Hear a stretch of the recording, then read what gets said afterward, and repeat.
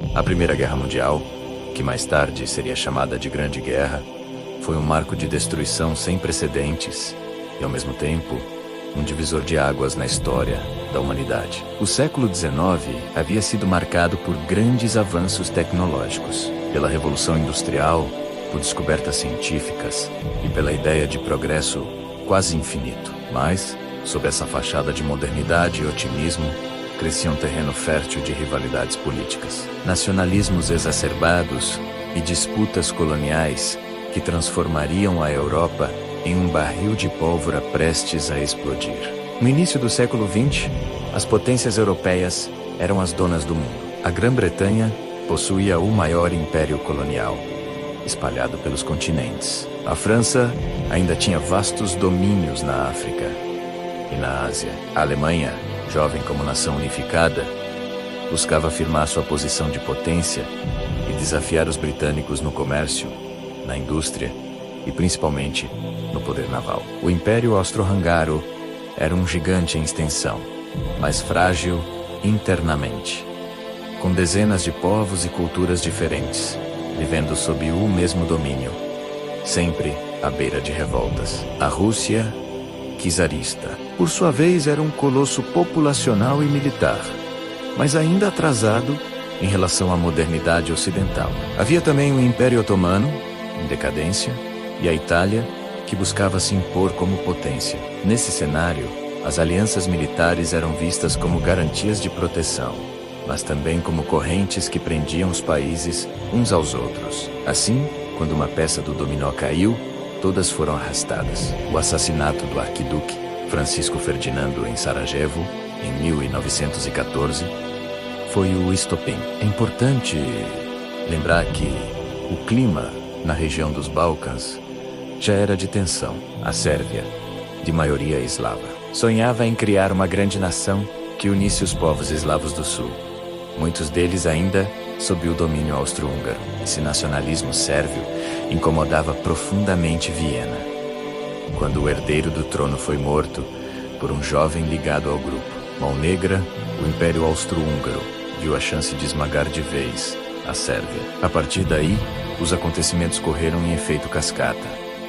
A Áustria declarou guerra à Sérvia. A Rússia declarou apoio aos sérvios. A Alemanha, como aliada dos austro-húngaros, declarou guerra à Rússia e à França. Para atacar os franceses, os alemães invadiram a Bélgica, e isso trouxe o Reino Unido para a guerra. Em menos de um mês, praticamente toda a Europa estava em chamas. As primeiras batalhas mostraram a brutalidade do conflito. A Alemanha avançou rapidamente pelo território francês e quase chegou a Paris, mas foi contida na famosa Batalha do Marne, em setembro de 1914.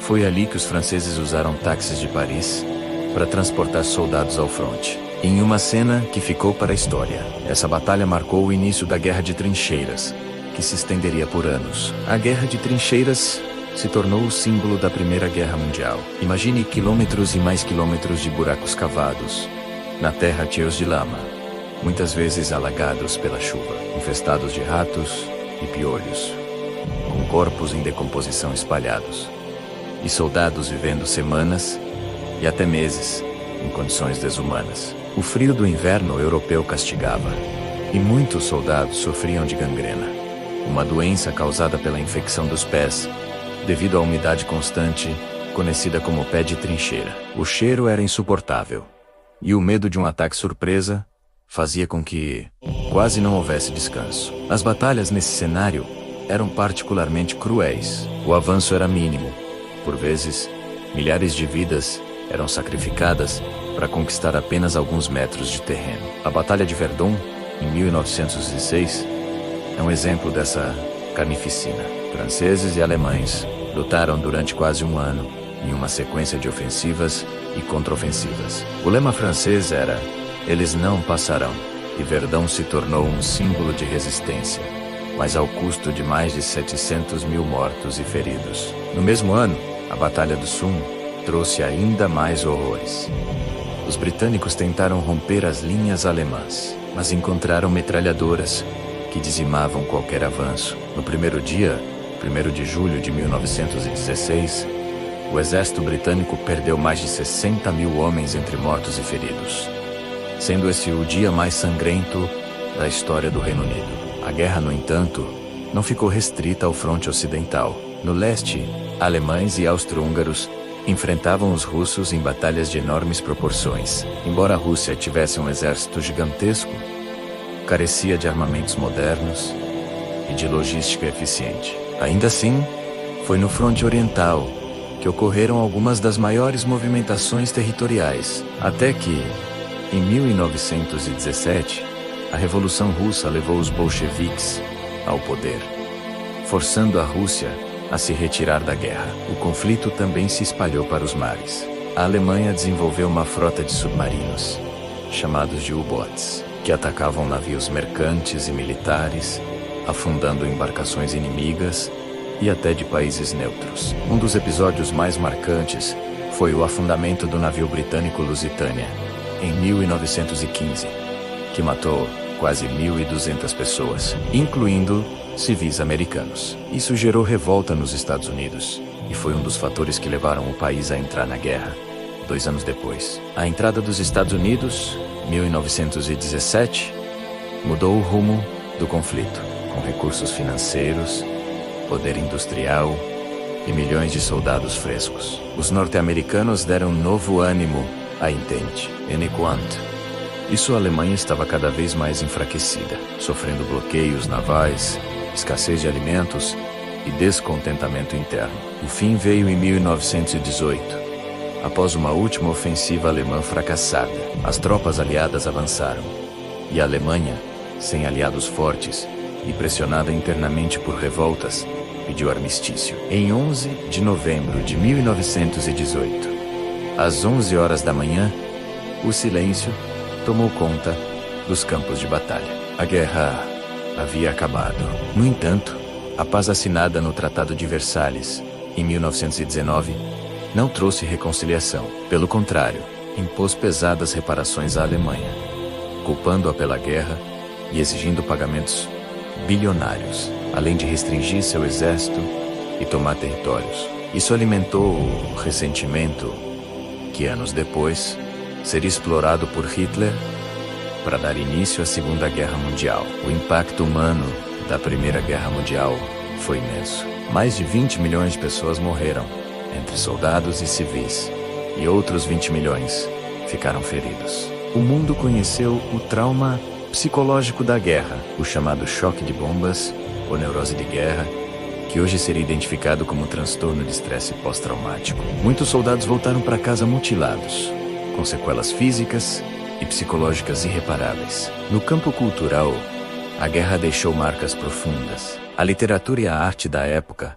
refletiram o horror do conflito. Escritores como Éric Maria Remarque, autor de Nada de Novo no Fronte, retrataram o vazio e a dor da geração que viveu nas trincheiras. Artistas do movimento dadaísta, como Tristan Tzara, criaram obras que denunciavam o absurdo da guerra e a irracionalidade do mundo moderno. E, apesar de toda a tragédia, alguns episódios curiosos e até humanos emergiram desse caos. O mais famoso é o chamado Armistício de Natal, em 1914, quando soldados alemães e britânicos, em plena linha de frente, deixaram suas trincheiras e se encontraram na terra de ninguém, para trocar presentes simples, cantar músicas natalinas e até disputar partidas improvisadas de futebol. Foi um raro momento de paz, em meio ao horror. Outro fato curioso é que a guerra acelerou inovações tecnológicas. Foi a primeira vez que tanques foram usados em combate. Os aviões ganharam destaque e as comunicações por rádio se tornaram vitais. Até mesmo o uso de capacetes de aço se consolidou, pois no início muitos soldados ainda iam para a linha de frente apenas com chapéus de pano. Também vale mencionar a figura lendária do Barão Vermelho, Manfred von Richthofen, um aviador alemão que se tornou um verdadeiro as dos céus, abatendo mais de 80 aviões inimigos antes de ser morto em combate. Sua fama foi tão grande que até os inimigos o respeitavam. Outro detalhe curioso é que muitos animais participaram da guerra. Cães foram usados como mensageiros, para carregar pequenos suprimentos e até para detectar gases venenosos. Cavalos ainda eram amplamente empregados para transportar armas e soldados, e até pombos-correio desempenharam um papel fundamental nas comunicações, já que muitas vezes eram mais confiáveis que as rádios rudimentares. Em resumo, a Primeira Guerra Mundial foi o choque entre a modernidade e a barbárie. Trouxe a industrialização para o campo de batalha, transformou soldados em números e mostrou que a humanidade, apesar de seus avanços, ainda estava disposta a destruir-se em nome de interesses políticos e nacionalistas. Ao mesmo tempo, ela abriu caminho para mudanças sociais, como a entrada das mulheres no mercado de trabalho, expôs a necessidade de novos acordos internacionais, mesmo que frágeis, como a Liga das Nações. O mundo saiu de 1918 completamente diferente de como havia entrado em 1914.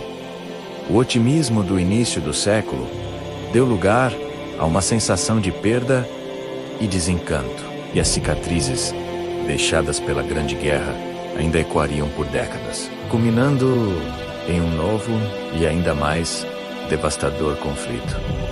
A Segunda Guerra Mundial